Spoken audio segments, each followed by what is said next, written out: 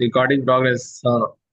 तो बताते हैं कि भाई जजमान का मुंह पूरब, जजमान का मुख जो है पूरब की तरफ हो, और जो वक्ता है उनका मुख उत्तर की तरफ हो, हाँ। हम्म, तो ऐसा बताते हैं। लेकिन जिसके घर पे जगह कम है, हाँ, जिसका घर हम्म, उल्टी दिशा में बना हुआ है, हाँ, हाँ, हाँ, अगर इस प्रकार बनाएंगे तो पंडित जी का मुंह घर की तरफ हो जाएगा, तो जो लोग बैठेंगे घर, मतलब दुआरी पे जब बैठी, ते हाँ, सब ना सुन पाई, हाँ, हाँ, और ओकरे खातिर हमारे सुने वाले सामने बैठे हैं, हाँ, और कहने वाला ऐसे बैठे तो ठीक रहता है। हम्म, तो उसमें आया कि जो कलश है, हाँ, हाँ, पूजा हुई तो जो कलश का स्थापना हुई, हम्म, हाँ, हम्म, तो उसी कलश को सूर्य मान ले, हम्म, हाँ, हम्म, उसी कलश को सूर्य मान ये करके जो मान, है, हाँ, और दिशा का चयन हम कर सकते हैं। अच्छा, अच्छा, हाँ, हाँ, हाँ, सही होता है, हाँ, तो पंडित जी लोग जो है हर चीज का देवता क्रिएट सॉल्यूशन। कर ही रहे हैं, दिशा भी क्रिएट कर दे रहे हैं। हम्म, ऐसा हमारे शास्त्रों में जो है, तो हर चीज मतलब का ये सॉल्यूशन ऑप्शन है, है। हम्म, ऑप्शन है कि भाई दिशा अगर आपके यहाँ उल्टा उल्टा है तो आप कलश को ही सूर्य हम्म, मान लीजिए। हम्म, हम्म, ठीक है। हम्म, हाँ, तो पूरब दिशा हो गया, रख दो। और कलश को हाँ, किसी भी दिशा में रखा जा सकता है। कलश को सूर्य मान लिए हम। मान के रख दो। तो जब कलश हो गए तो वो पूरा वैसे, मतलब इस प्रकार से, ये एक ऑप्शन है हाँ, मैंने सूर्य तो कि पूरब आप से ऐसा ही कर। निकलते हैं ना। हम्म, जी। नहीं, हम लोग उपनयन संस्कार जनेऊ के विषय में आज बात कर रहे थे, तो सोचे कि जनेऊ के विषय में ही थोड़ा ज्ञान प्राप्त किया जाए। तो क्या बता रहे थे पंडित जी आप? सुनाएंगे कथा कैसे होता है, सुन लो। क्या कह रही है माता जी? है जनेऊ के बारे में कुछ बताइए, कैसे होता है, क्या होता है। तीन जनेऊ। चर्चा हुई थी माता जी की, जैसे हम, हाँ, चर्चा यहाँ से प्रारंभ हुई है कि हम जो है, हमने बताया कि हम 3 जनेऊ पहनते हैं, हम्म, हाँ। तो इस पे आपका विचार क्या है भैया, पहले आप ये बताएं। मुझे आप 2 धारण करते हैं, क्या आपका वो है? देखिए, हम आवाहन करके तो सारे देवताओं को, ओंकार, अग्नि वगैरह सबको जो है आवाहन करके जो है, जी। जो जो उसके जो उसमें जो अलग अलग जो तंतु हैं, और जहाँ पे ग्रंथि है उसमें आवाहन करते हैं, तो भगवान का सीधा हम उसमें जो है आवाहन करके वहाँ पे प्रतिष्ठित हैं, तो वो हमारे साथ सदा है। उसमें कहते हैं कि एक पत्नी के लिए पहना जाता है और एक स्वयं के लिए पहना जाता है। और तो हम्म। एक प्रकार से हम भगवान को ही अपने साथ लिए चल रहे हैं, और हमको हमारे वो कर्मों का ध्यान दिलाते रहते हैं। उससे हम्म। तो इससे उसके ज़्यादा तो हमें ज्ञान नहीं है, पढ़ेंगे तो मिलेगा ज्ञान। नहीं देखे हैं ना, हम्म, नहीं उन्हें दिखा ही नहीं। तो हम 3 धारण करते हैं, हम्म, हम्म, आप 2 धारण करते हैं, इसी पे चर्चा प्रारंभ हुई है। तो हम्म, यज्ञोपवीत, अब किसी भी चीज में आ, उसके बारे में जानने के लिए उसकी महिमा जानना पड़ेगा। हम्म, ठीक है, उसकी महिमा जानना परम आवश्यक है। ठीक है। इसीलिए हमारे शास्त्रों में, हमारे पुराणों में, पुराण को प्रारंभ करने से पहले उसका महात्म्य दिया गया। हम्म, हम्म, महिमा, बिना महिमा जाने उसमें हमारी श्रद्धा नहीं होती है, हमारी रुचि नहीं होती है, हमारी निष्ठा नहीं होती है। सामने हमारे प्रधानमंत्री आ जाए और हम नहीं जान रहे हैं कि ये प्रधानमंत्री है, तो हम, हमारा कोई कोई प्रतिक्रिया इस पे नहीं होगी, हम कुछ रिएक्ट ही नहीं करेंगे। और हम हम्म, जाने कि अरे प्रधानमंत्री है, राष्ट्रपति है, तो तो बिना जाने, जाने बिन न होई प्रतीति, बिन प्रतीति होई नहीं प्रीति।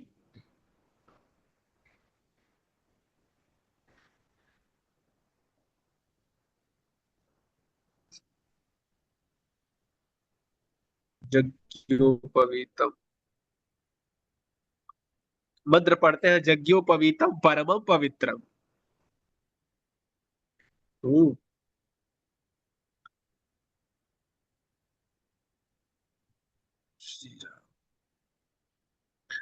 तो इसमें एक, आप जाएंगे नीचे, तो एक प्रसंग आपको मिलेगा, वहां कह रहे हैं ब्रह्मचारिण एकम स्यात् स्नातकस्य द्वे बहुनी वा। कहाँ दिया है ये? उपनयन संस्कार प्रयोग में दिया है, उस वाले अध्याय में। हम्म।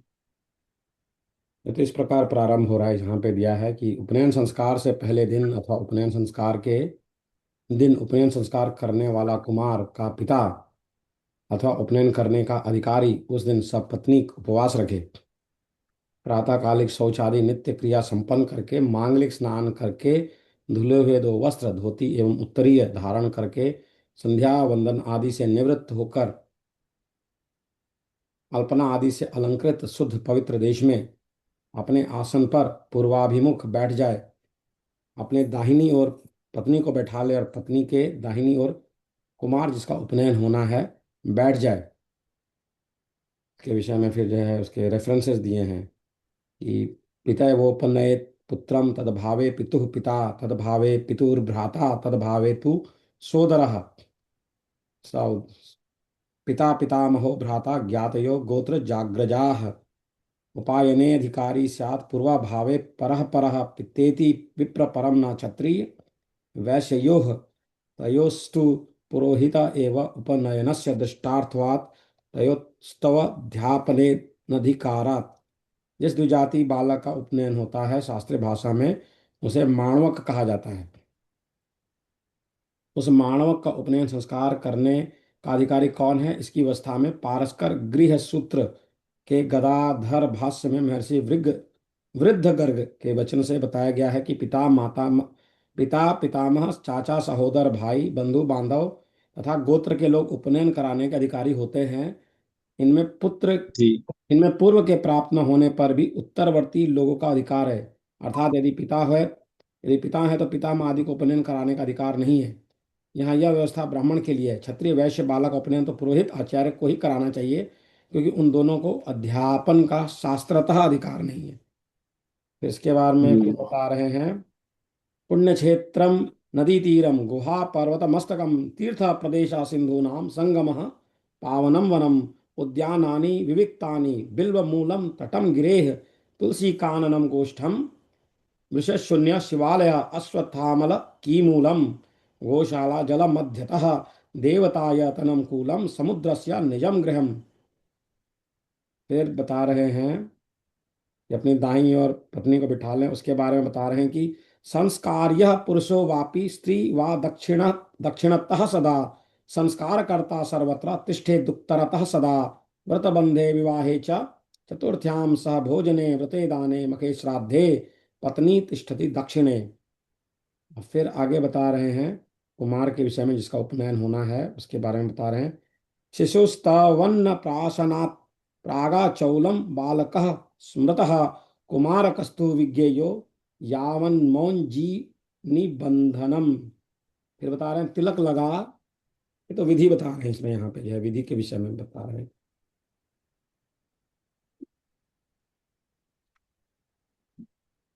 तिलक लगा लें, शिखा बांध लें, रक्षा दीप को प्रज्वलित कर ले, पूजन संबंधी सभी सामग्रियों को यथास्थान रख लें, दोनों हाथों की अनामिका में पवित्री धारण कर आचमन कर लें तथा प्राणायाम कर लें, स्वयं को तथा पूजन सामग्री को निम्न मंत्र से जल छिड़क कर पवित्र कर लें। अपवित्र पवित्र वा सर्वावस्थाम गतोपि वा यस्मरेत पुंडरीकाक्षम स बायाभ्यंतर शुचि। तदनंतरम हाथ में पुष्प अक्षत लेकर निम्न शांति मंत्रों का पाठ कर ले। ये सब पढ़ूं मैं, आप सुनना चाहते हैं? सुना दीजिए। सुना दूं? चलिए, सुना दीजिए। पंडित जी बोल रहे हैं तो सुना देते हैं। हरि ओम आनो भद्राः कृतवयन्तु विश्वतो दब्धासो परितास उद्भिदः देवानो यथा सदमिदुदधे असन्न प्रायुवो रक्षितारो दिवे दिवे देवानां भद्रासुमतरयुतां देवानां गुं रातिरभि नो निवर्तितां देवानां गुं सख्यमुपसदि मा वयं देवान आयुः प्रतिरन्तु जीवसे तान् पूर्वया निविदाहुमहे वयं भगं मित्रमदितिं दक्षमस्त्रिधं हर्यमणं वरुणगुं सोममश्विना सरस्वती न सुभगामयस्करत् तन्नो वातु मयो भुवातु भेषजं तन्माता पृथ्वी तत्पिता द्यौः तद्ग्रावाणः सोमसतो मयो भुवस्तदश्विना सुहृतुं धिष्णया युवं तमीशानं जगतस्थुः ध्यञ्जन्वमसेहुमहे वयं पूखानो यथा वेदसां सदवृधे रक्षिता पायुर्दब्धः स्वस्तये स्वस्ति न इन्द्रो वृद्धश्रिवाः स्वस्ति न पूका विश्ववेदाः स्वस्ति नस्तार्क्ष्यो अरिष्टनेमिः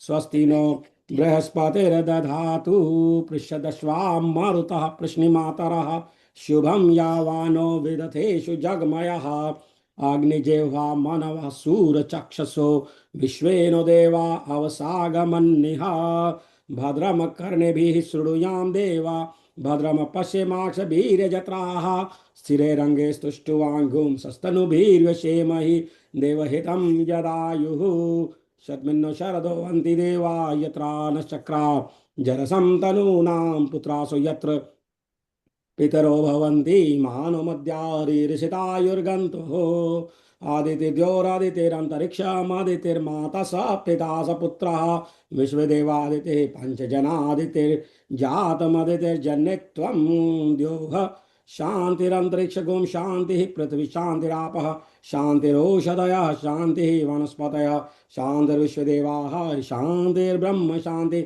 सर्वगुं शान्तिः शान्तिरेव शान्तिः सामा शान्तिरेधि यतो यतः समीहसे ततो नो अभयं कुरु शं न कुरु प्रजाभ्यो भयं न पशुभ्यः सुशान्तिर्भवतु सुशान्तिर्भवतु सुशान्तिर्भवतु। ओम लक्ष्मी नारायणाभ्यां नमः, उमा महेश्वराभ्यां नमः, वाणी हिरण्यगर्भाभ्यां नमः, ओम शची पुरंदराभ्यां नमः, ओम माता पितृचरण कमलेभ्यो नमः, ओम इष्ट देवताभ्यो नमः, ओम कुल देवताभ्यो नमः, ओम ग्राम देवताभ्यो नमः, ओम स्थान देवताभ्यो नमः, ओम वास्तु देवताभ्यो नमः, ओम सर्वेभ्यो देवेभ्यो नमः, ओम सर्वेभ्यो ब्राह्मणेभ्यो नमः, ओम सिद्धि बुद्धि सहिताय श्रीमन महागणाधिपतये नमः। इसके बाद भगवान को प्रणाम करना है, हाथ में पुष्प अक्षत लेकर, और फिर गणेश जी की पूजा करनी है। सुमुखश्चय कदंतश्च कपिलो गजकर्णकः लंबोदरश्च विकटो विघ्ननाशो विनायकः धूम्रकेतुर्गणाध्यक्षो भालचंद्रो गजाननः द्वादशैतानि नामानि यः पठे शृणुयादपि विद्यारंभे विवाहे च प्रवेशे निर्गमे तथा संग्रामे संकटे चैव विघ्नस्तस्य न जायते शुक्लांबरधरं देवं शशिवर्णं चतुर्भुजं प्रसन्नवदनं ध्यायेत् सर्वविघ्नोपशान्तये। अभीप्सितार्थ सिद्ध्यर्थं पूजितो यः सुरासुरैः सर्वविघ्नहरस्तस्मै गणाधिपतये नमः। सर्वमंगल मांगल्ये शिवे सर्वार्थ साधिके शरण्ये त्र्यंबके गौरी नारायणी नमोस्तुते सर्वदा सर्वकार्येषु नास्ति तेषां मंगलम् येषां हृदयस्थो भगवान् मंगलायतनं हरिः तदेव लग्नं सुदीनं तदेव ताराबलं चंद्रबलं तदेव विद्याबलं देवबलं तदेव लक्ष्मीपते तेन्द्रियुगं स्मरामि लाभस्तेषां जयस्तेषां कुतस्तेषां पराजय येषाम् इन्दीवरश्यामो हृदयस्थो जनार्दनः यत्र योगेश्वर कृष्णो यत्र पार्थो धनुर्धरः तत्र श्री विजयो भूतिर्ध्रुवा नीतिर्मतिर्मम मनन्या चिन्तयन्तो मां ये जनाः पर्युपासते तेषां नित्याभियुक्तानां योगक्षेमं वहाम्यहम्। स्मृतेः सकल कल्याणं भाजनं यत्र जायते पुरुषं तं जं नित्यं व्रजामि शरणं हरिं सर्वेष्वारम्भकारेषु त्रयस्त्री भुवनेश्वराः देवादिशन्तु न सिद्धिं ब्रह्मेशान जनार्दनाः विनायकं गुरुं भानुं ब्रह्म विष्णु महेश्वरां सरस्वतीं प्रणमायादौ सर्वकामार्थसिद्धये विश्वेशं माधवं डुण्डिं दण्डपाणिं च भैरवं वन्दे काशीं गुहां गंगां भवानीं मणिकर्णिकाम्। इसके पश्चात अक्षत पुष्प सामने छोड़ देने हैं और फिर प्रायश्चित गोदान संकल्प करना है। आगे बढ़ते जाएं। अस्तु। सर्वप्रथम उपनयन संस्कार से पूर्व गर्भाधान आदि अन्य संस्कारों के न किए जाने से उत्पन्न प्रत्यवायों के परिहार के लिए प्रायश्चित स्वरूप गोदान अथवा गो निष्क्रय द्रव्य का संकल्प निम्न रीति से करना चाहिए। दाहिने हाथ में जल पुष्पादि लेकर कहें ओम विष्णु विष्णु विष्णु श्रीमद्भगवतो महापुरुषस्य विष्णोराज्ञया प्रवर्तमानस्य ब्रह्मणो द्वितीय परार्धे श्रीश्वेतवराह कल्पे वैवस्वतमन्वन्तरे अष्टाविंशतिमे कलियुगे कली प्रथम चरणे। भारत में है तो कहेंगे जम्बू द्वीपे भारतवर्षे आर्यावर्ते कदेशे, यदि काशी में है तो कहेंगे अविमुक्त वाराणसी क्षेत्रे आनंदवने गौरी मुखे त्रिकंटका वाराजिते महाशमशाने भगवत्या उत्तरवाहिन्या भागीरथ्या वाम भागे। और जिस नगर में है, ग्राम में है, जैसे वेस्ट हेवन नगरे या बलिया ग्राम में जो भी है, षष्ठी संवत्सराणाम मध्ये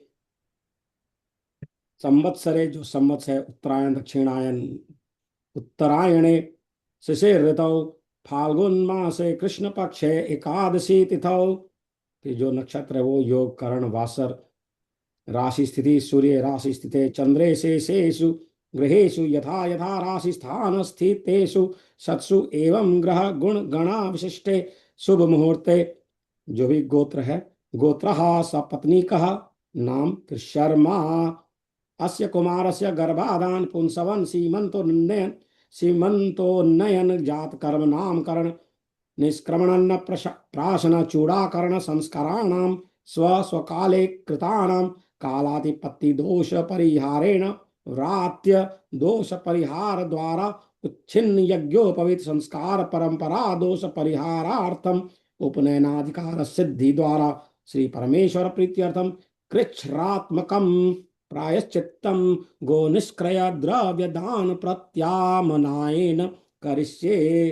तो जो जो संस्कार पहले नहीं किए हैं उनके लिए हम जो है क्षमा मांग रहे हैं और उसके लिए जो है हम जो है प्रायश्चित कर रहे हैं। यही अर्थ हुआ ना इसका। कहकर संकल्प छोड़ दे, हाथ में देय द्रव्य को ग्रहण कर देव द्रव्याय नमः कहकर गंध पुष्प आदि उसका पूजन कर ले और निम्न संकल्प करें। फिर कहना है ओम अद्य ममास्य कुमारस्य संकल्पिता नाना दोष परिहारार्थम कृष्ण प्रायश्चित्त प्रत्याम्नाय भूत गो निष्क्रय द्रव्य दान द्वारेण उपनयनाधिकार सिद्धे द्वारा श्री परमेश्वर प्रीतये गो निष्क्रय द्रव्यम, जो भी नाम है वह नाम गोत्राय ब्राह्मणाय भवते संप्रददे, यदि बाद में देना हो तो धातु मुत सृज्ये, ऐसा कहकर निष्क्रय द्रव्य ब्राह्मण को दे दे और निम्न प्रार्थना करें गौ प्रार्थना। यज्ञ साधन भूताया विश्वस्या गौ घनाशिनी विश्वरूपधरो देव प्रियताम नया गवा। संकल्प फिर करना है, हाथ में जल अक्षत आदि लेकर एक साथ तीनों संस्कारों उपनयन वेदारंभ और समावर्तन का निम्न लिखित संकल्प करें। ओम आद्य, जो भी नाम है वह, शर्मा अहम अस्य कुमारस्य द्विजत्व सिद्धया वेदाध्ययनाद्याधिकार सिद्धि द्वारा श्री परमेश्वर प्रीतये उपनयन संस्कारम श्रोत स्मार्त कर्मानुष्ठानाधिकार प्राप्ति पूर्वक ब्रह्म वर्च सिद्धि द्वारा श्री परमेश्वर प्रीत्यर्थम वेदारंभ संस्कारम गृहस्थाश्रमार्हता सिद्धि द्वारा श्री परमेश्वर प्रीत्यर्थम समावर्तन संस्कारम च करिष्ये। हाथ का जलाक्षत आदि छोड़ दे, पुनः हाथ में जल लेकर निम्न संकल्प करे। तत्पूर्वांगत्वेन अस्य कुमारस्य करिष्यामाणोपनयन वेदारंभ समावर्तन संस्काराणाम वेदम तंत्रेण गणेशांबिकयोः पूजनम स्वास्ति पुण्याहवाचनम मातृका पूजनम वसोर्धारा पूजनम आयुष्य मंत्र जपा माभ्युदयिक श्राद्धम च करिष्ये। फिर अभ्युदयिक श्राद्ध वगैरह भी करना रहता है, शायद उसके बारे में दिया है। ऐसा संकल्प करके गणेश अंबिका पूजन, कलश स्थापन, स्वास्ति पुण्याहवाहन वाचन, मातृका पूजन, वसोर्धारा पूजन, आयुष्य मंत्र जप तथा सांकल्पिक विधि से अभ्युदयिक श्राद्ध करें।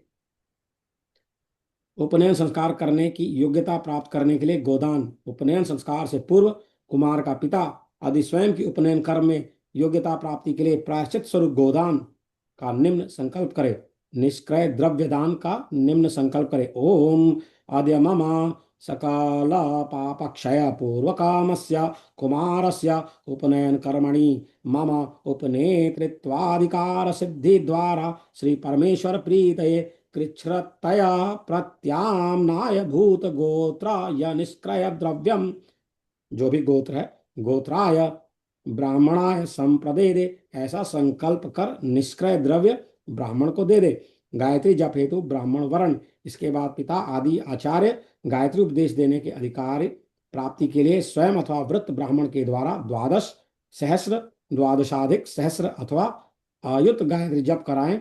उसके लिए निम्न संकल्प करें और ब्राह्मण का वर्ण करें। ओ मध्य मम गायत्र्युपदेशाधिकार सिद्धये यथा संख्यांकम, गायत्री जपम ब्राह्मण द्वारा कारयिष्ये।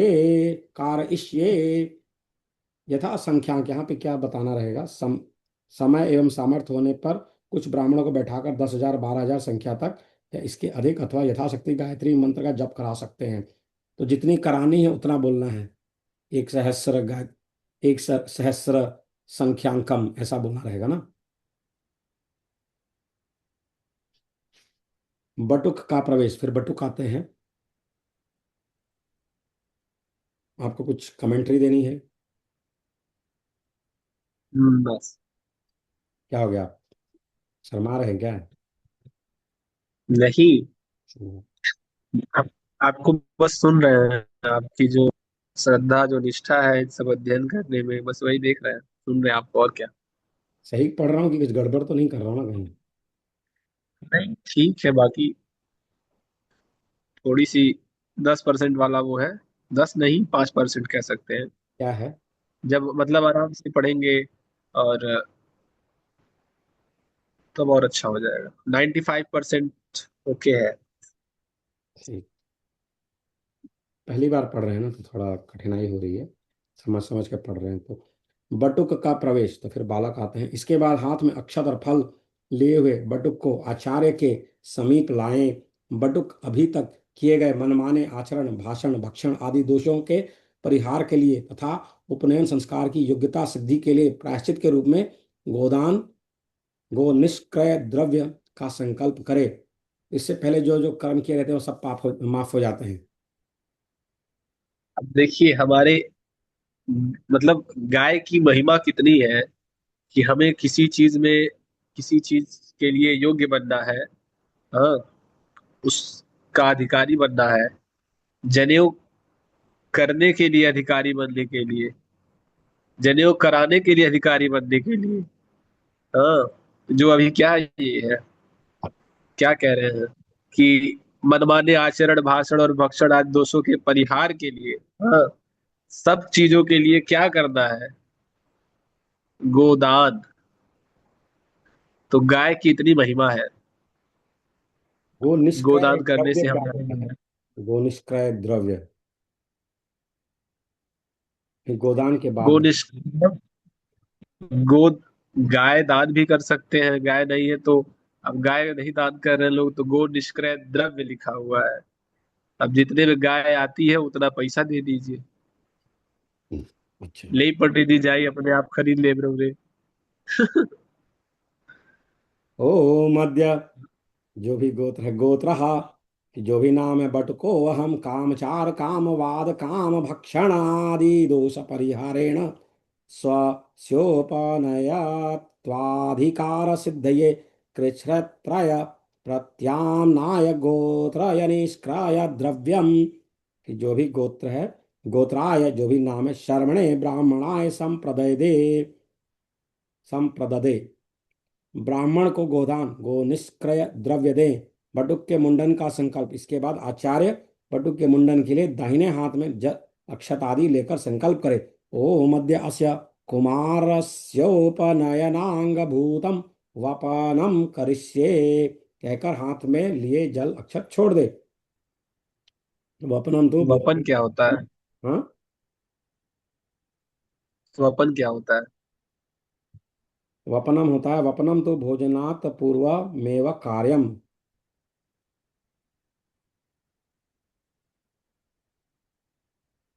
बाल काटना, हम्म। यही होता होगा ना मुंडन। नहीं। वही तो, बटुक के मुंडन का संकल्प। तो हम्म, वपन यानी वपनम, शिखा छोड़ के बाकी। शिखा शिखा वो दिए हैं कि वपनम तु भोजनात् पूर्वमेव कार्यम। उसका क्या अर्थ हो गया? भोजन के पहले,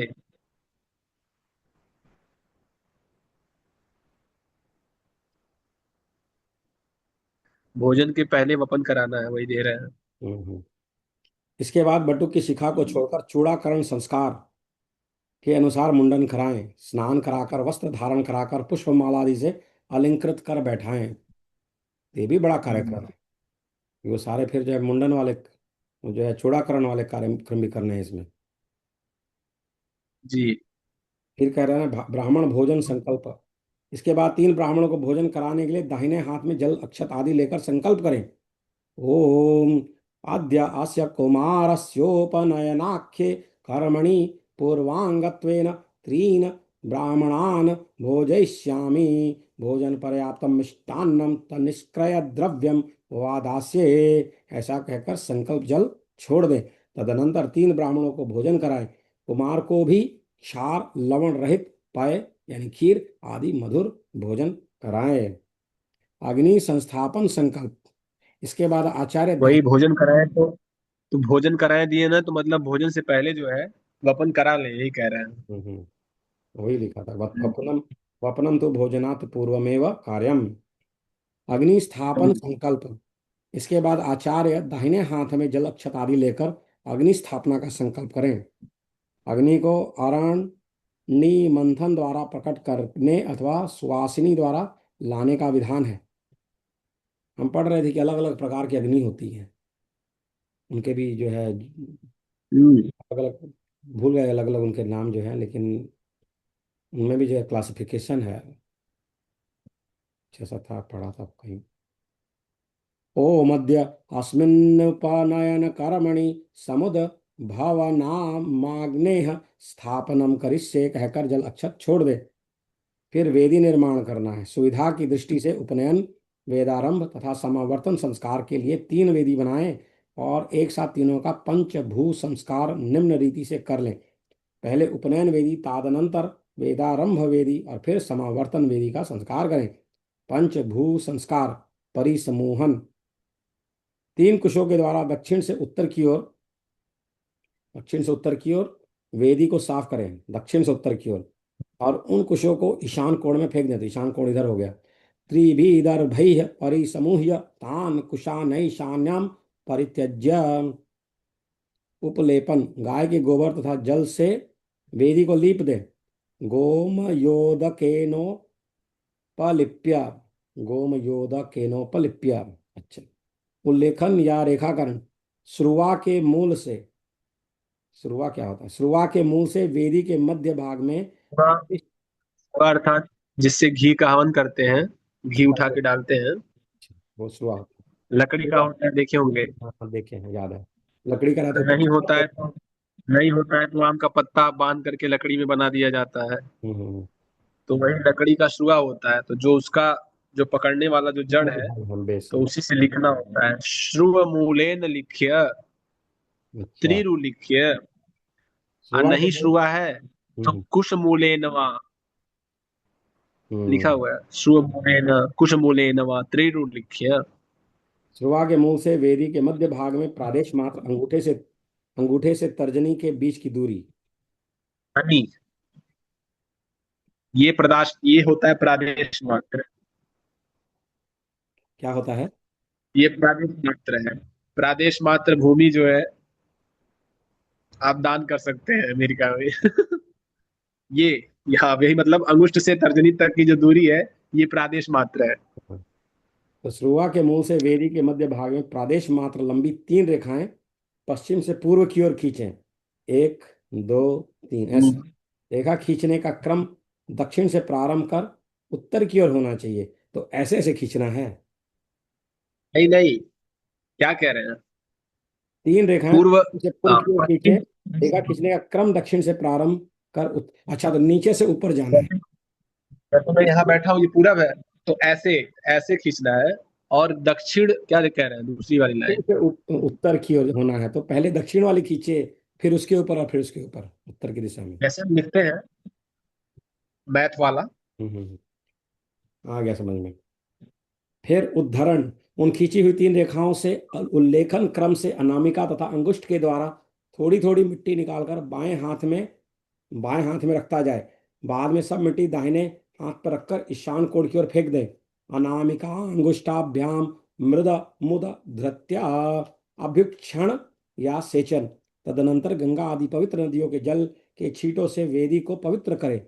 जलेनाभ्युक्षय, अग्निस्थापन। इसके बाद ये सुवासित।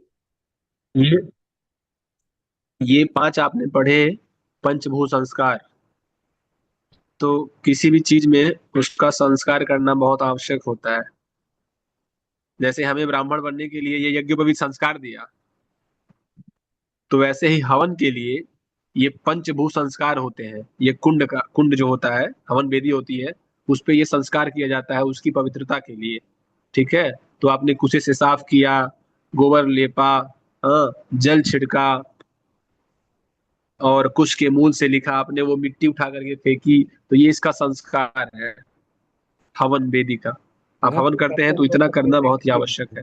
मैंने पता नहीं, शायद नहीं ध्यान दिया होगा, हाँ। तो मुझे, मैंने शायद ध्यान नहीं दिया होगा, पर शायद घर पे जब करते हैं लोग, तो ये सब मैंने करते, शायद करते होंगे, मुझे पता नहीं चला होगा। अभी क्या है ना, अभी हमारे यहाँ लोप हो गया है, मतलब बहुत कम पंडित लोग कराते हैं। जो लोग सोचते हैं कि हाँ करना है, वो कराते हैं, नहीं तो बस वैसे हवन कुंड हो गया, जल गया, स्वाहा स्वाहा हो गया।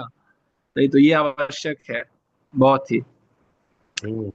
इसके बाद में अग्नि स्थापन। पंचभूत संस्कार, उसके बाद अग्नि स्थापन हो गया। इसके बाद सुवासिनी के अभी बाहर तो प्रदीप निर्धूम अग्नि की स्थापना उपनयन वेदी पर निम्न मंत्र से करें। ओम अग्निम दूतम पुरो दधे हव्यवाहामुप ब्रुवे देवाम। इसके बाद में 2 नंबर लिखा, उसका क्या मतलब हुआ? बस खींचना है। ओम अग्नि देवाम अग्नि साधयादि। पुरो दधे हव्यवाहमुपब्रुवे देवा साद देवा आसादयादिह।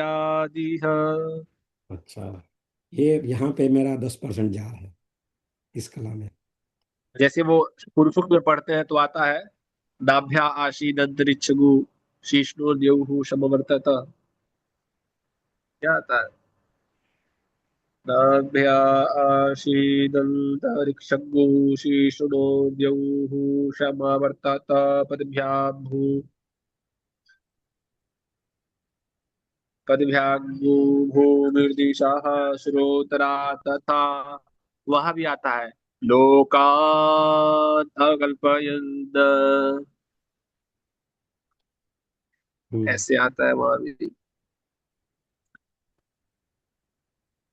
इसके आगे फिर पढ़ते हैं बटुक का संस्कार। अच्छा, उससे पहले अग्नि के ऊपर उसकी रक्षा के लिए कुछ काष्ठ आदि डाल दे और अग्नि को प्रज्वलित करे। फिर बटुक का संस्कार। इसके बाद बटुक को आचार्य के समीप जी। लाओ। बटुक आचार्य के दक्षिण काष्ठम भाग में। काष्ठम नियोज्य, काष्ठ लगा दीजिए हम्म। ताकि अग्नि बनी रहे। अच्छा, आप वो दूसरी पुस्तक से पढ़ रहे हैं क्या, वो जो? नहीं, ऐसे में बोल रहा हूँ, मेरी पुस्तक तो वही खुली है, मैं वैसे ही बोल रहा हूँ जो हम लोग की भाषा में कहते हैं। जैसे जब होता है तो और भी सहायक में रहते हैं ना लोग, चाहे हम भी सहायक हैं, तो आचार्य जी कहते हैं काष्ठम नियोज्य। मतलब ला के नियोजित अभी हम कर। लोग हिंदी पढ़ रहे हैं, हाँ, तो हम कह देंगे काष्ठम नियोज्य, मतलब कि उस पे लकड़ी लगा दीजिए, तो वो हम कहेंगे कि हाँ लकड़ी लगाने के लिए कह रहे हैं। और जैसे पंच संस्कार पढ़ा आपने, तो हम बस यही पढ़ेंगे, परिसमुह्य गोमयोदकेनोपलिप्य। ये ऐसे सूत्र है। ठीक है। जलेनाभ्युक्ष्य। ठीक है। ऐसे बटुक। त्रिडुलिख्य। अच्छा, बटुक का संस्कार। इसके बाद बटुक को आचार्य के समीप लाए। बटुक आचार्य के दक्षिण भाग में और अग्नि के पश्चिम भाग में आसन पर बैठ जाए। तब आचार्य निम्न मंत्र पढ़कर बटुक को प्रतिष्ठित करे। ओ मनोजूतेर्जुषतामाज्यस्य बृहस्पतिर्यज्ञमिमन्तनो त्वरिष्टं यज्ञगुं समीमन्दधातु विश्वे देवाः स इह मादयन्ताम प्रतिष्ठा। इसके बाद आचार्य बटुक से निम्न वाक्य कहलाए। यहाँ भी ओम। वही है। यहाँ यहाँ भी वही आता है इस मंत्र में, जहां आपने पढ़ा मादयन्तामो प्रतिष्ठा, इसमें दिया नहीं है लेकिन यहाँ भी ऐसे आता है। यहाँ 3 लिखा रहता है। अच्छा, और लंबा खींचना है। मादयन्तामो जो लिखा हुआ है उसमें 3 लिखा रहता है। कोई लय में तब लोग गाते होंगे ना, इसलिए तो याद रहता होगा उस बिल्कुल लय जो है, कितना लंबा खींचना है ना। क्या यहाँ कला ऐसे है। लिख दिया है, मतलब नॉर्मल मंत्र लिख, जैसे उस वहां पे 2 लिखा हुआ था, ऐसे यहाँ पे शायद यहाँ 3 लिखा हुआ है। रुद्राष्टधाय में आपको मिलेगा मादयन्तामो प्रतिष्ठा। इसके बाद आचार्य बटुक से निम्न वाक्य कहलाए। ओम ब्रह्मचर्य मागामा। बटुक बोले ओम ब्रह्मचर्य मागामा, तो ब्रह्मचर्य करेंगे। पुनः आचार्य बटुक से ब्रह्मचर्यम कहलाए। आगाम। ओम ओम ब्रह्मचर्य। ब्रह्मचर्यम आगाम। ओम ब्रह्मचर्य मागाम, आओ ब्रह्मचर्य आओ। यस।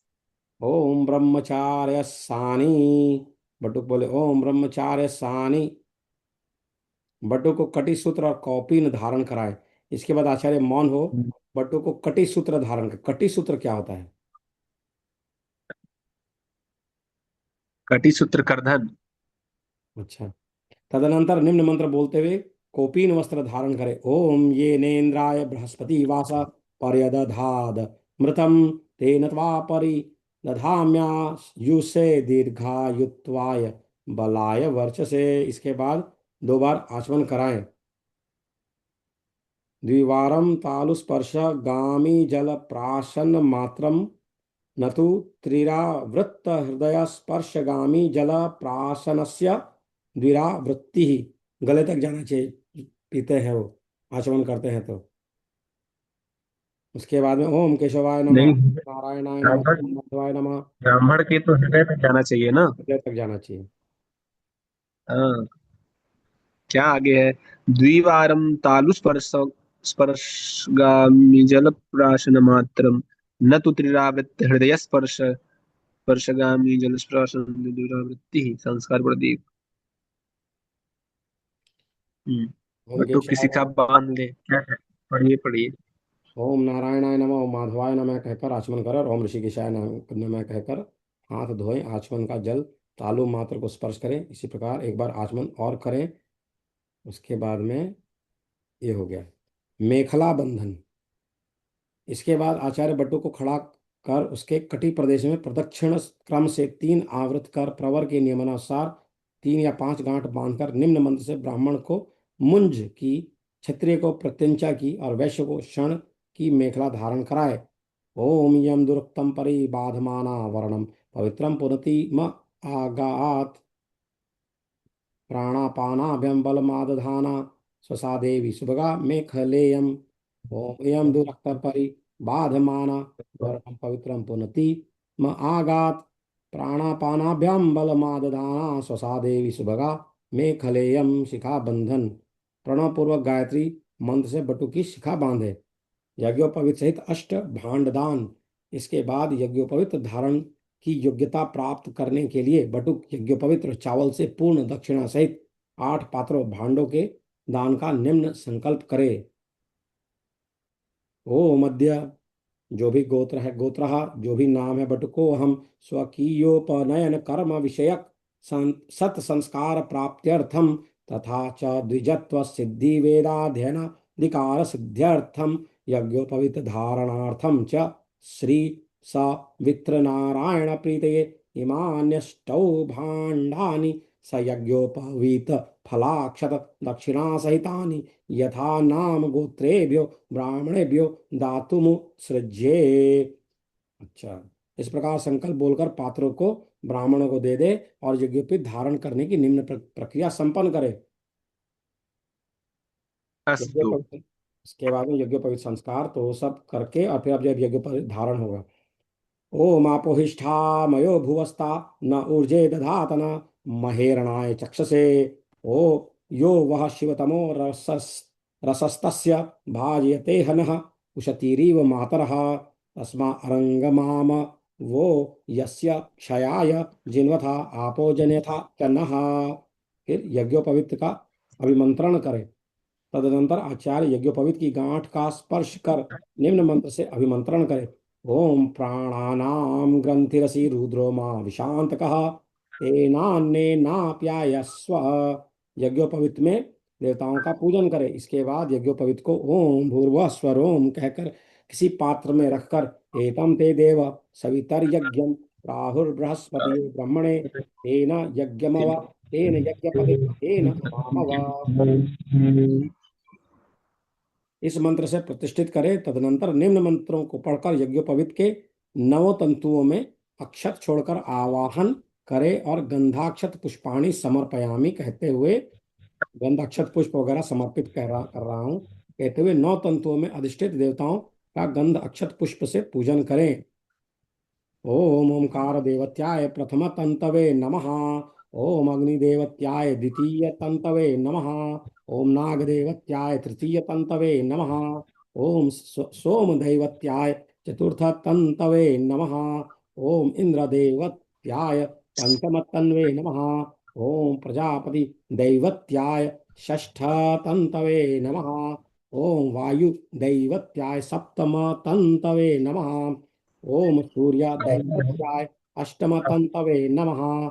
ओम विश्वे देव दैवत्याय नमः नवम तंतवे नमः। आज जो है उनको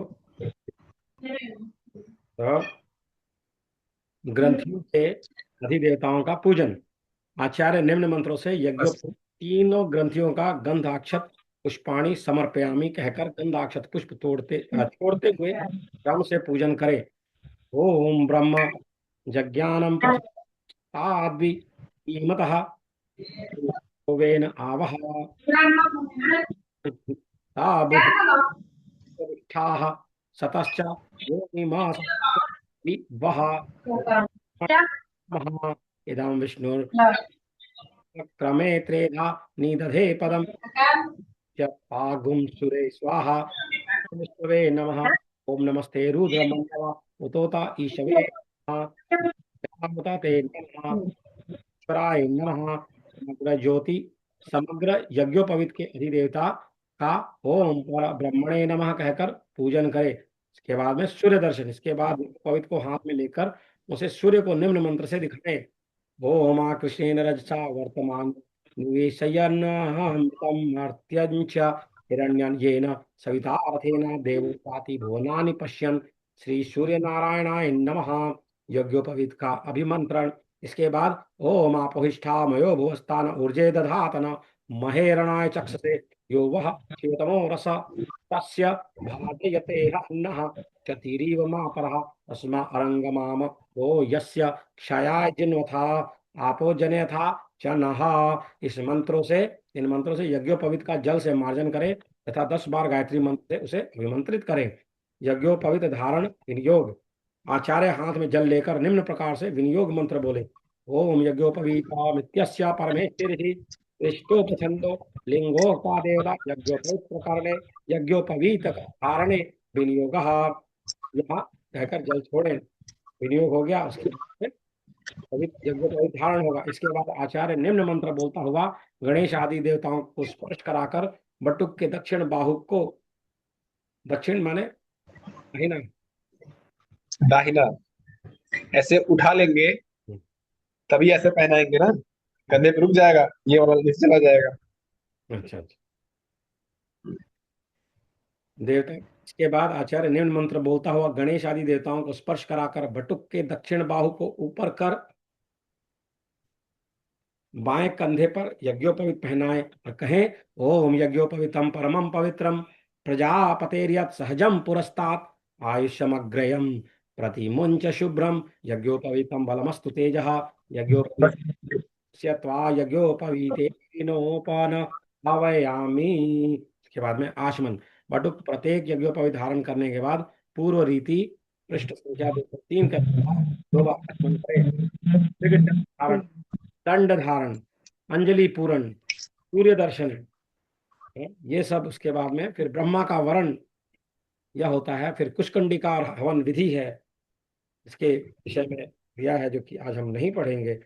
इसके बाद में हवन विधि है, नव आहुति है, वो करना रहता है। गायत्री मंत्रोपदेश। इसके बाद अग्निकुंड के समीप उत्तर पश्चिमाभिमुख बैठा हुआ बटुक आचार्य के दोनों पैर स्पर्श करे। आचार्य बटुक के विमुख होकर एकांत में गायत्री मंत्र का उपदेश दे। गुरु बटुक को वस्त्र से आच्छादित कर निम्न क्रम से गायत्री का उपदेश दे। गायत्री उपदेश हेतु विनियोग। आचार्य हाथ में जल लेकर विनियोग मंत्र पढ़े। प्रणवस्य ब्रह्मा ऋषि दैवी गायत्री छंद परमात्मा देवता व्याहृतीनां प्रजापते ऋषि गायत्रीष्णो गरुष्टोभ छंदांसि अग्नि वायु सूर्या देवता तत्सावितुरिति विश्वामित्र ऋषेर्गायत्री छंदः सविता देवता सर्वेषां माणवकोपदेशेन विनियोगः। फिर जल को भूमि पे गिरा देना। फिर गायत्री उपदेश। बटुक को उपदेश देते समय आचार्य पहले गायत्री का प्रथम पाद, बाद में आधी ऋचा और उसके बाद व्याहृति संहित संपूर्ण मंत्र का उपदेश दे। इस प्रकार दाहिने कान में 3 बार गायत्री मंत्र उपदेश देना चाहिए। दाहिने 3 बार ओम भुवः स्वः तत्सा वितुर पूरा जो है। फिर द्वितीय पाद और तृतीय पाद बताना है। आचार्य बटुक से इनका उच्चारण भी करवाए। द्वितीय बार प्रथम आधी ऋचा, द्वितीय आधी ऋचा आचार्य बटुक से इसका उच्चारण भी करवाए। तृतीय बार त्रिपदा गायत्री उपदेश के एक साथ दे। फिर पूरा जो है तीनों पद जो है एक साथ कराए। इसके बाद इस प्रकार तीसरी बार संपूर्ण गायत्री सुनाकर यथाशक्ति बटुक से उच्चारण कराए। फिर परिसमूहन है, अग्नि पूजन है, फिर विष्णु स्मरण है कि प्रमादात कुर्वताम कर्म प्रच्येवेताध्वरेषु यत् स्मरणादेव तद्विष्णोः संपूर्णं स्यादिति श्रुतिः यस्य स्मृत्या च नामोक्त्या ततो यज्ञक्रियादिषु न्यूनं संपूर्णतां यातु सद्यो वन्दे तमुच्चितम्।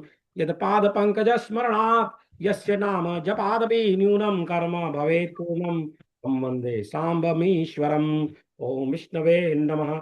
ओम विष्णवे नमः। ओम विष्णवे नमः। ओम साम सदाशिवाय नमः। ओम साम सदाशिवाय नमः। ओम साम सदाशिवाय नमः। हरि ओम। पंडित जी आज के दिन जो है इतना अच्छा काम कराया आपने हमसे, जो है यज्ञोपवीत के विषय में। आज हमारे यहाँ एकादशी का व्रत है और इस दिन हमने जो है आपको मार्गदर्शन में कार्य किया। अब आप हमें ज्ञान प्रदान करें।